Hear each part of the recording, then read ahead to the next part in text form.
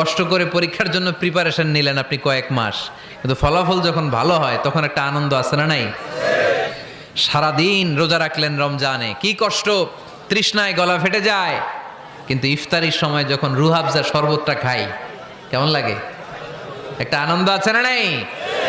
এজন্য আল্লাহ বললেন فإن مع العسر يسرا إن مع العسر يسرا।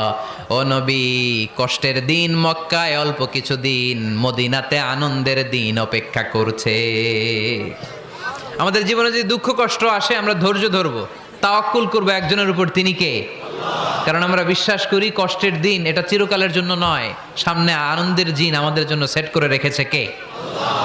তাহলে আমরা সূরাতুল ইনশিরাহ থেকে 3টা নেয়ামতের বর্ণনা শুনলাম, বিশ্বনবীকে কি সান্ত্বনা দেয়া হলো সেটা শুনলাম। এবার 2টা গাইডলাইন শুনে